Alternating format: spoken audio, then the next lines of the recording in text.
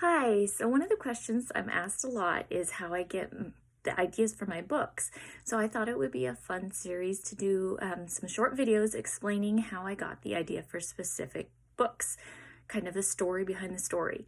So the first one I was going to start with is one of my newest releases called Once Upon a Christmas.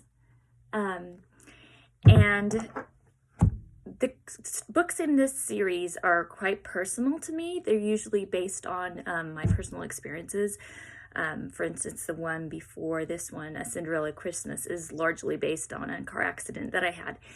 And so this one that I wrote this past year was a kind of the intersection of a couple different things in my life. One of the things that has lived in my brain for a long time is the idea of a once. Specifically when I had my children. I have 4 children, and I think with each child I enjoyed each baby more than the previous one.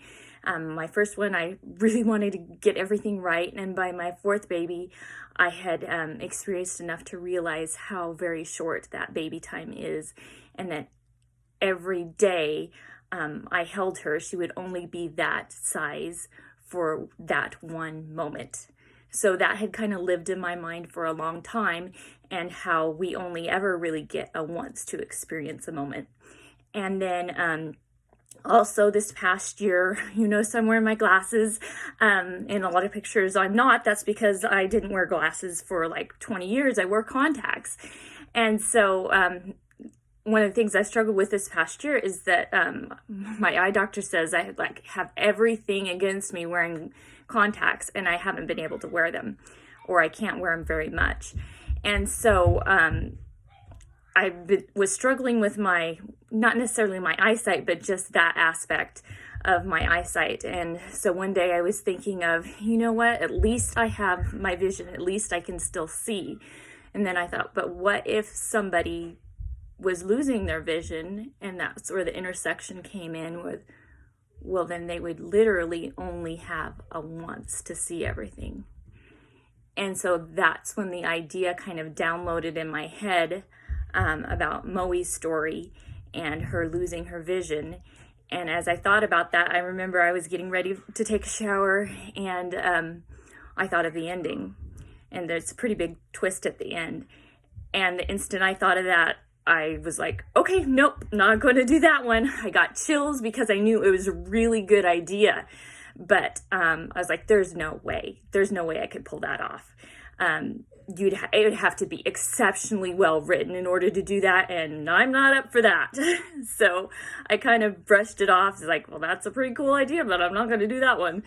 And then, but it kind of just kept nagging me, and I thought, but if I did do that, if you could pull it off, how could you do it? And so that just kind of went playing through my mind. And then I don't even remember, at some point I decided to write it.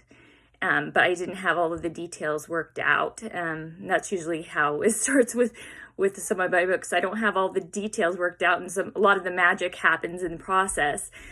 For instance, the character of Miranda, I hadn't planned for her. Moe needed a friend, and so I thought, well, she's kind of a lonely character. That's the point. She has no one. So that's when I got the idea for Miranda, who is her imaginary friend. And then I thought, well, what if she actually met a Miranda? And Miranda in the book ends up being one of my very favorite characters I've ever written. So it's kind of the magic of stepping forward in faith with something that you feel that God has called you to do, even though you don't feel equipped to do it.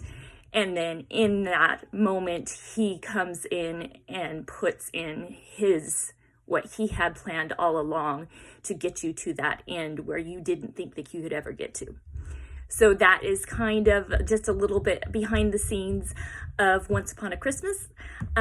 If you have read it, I hope you loved it. And if you haven't read it, it's the type of book that will stick with you, and will hopefully give you a new appreciation for this Christmas and for all your moments beyond Christmas.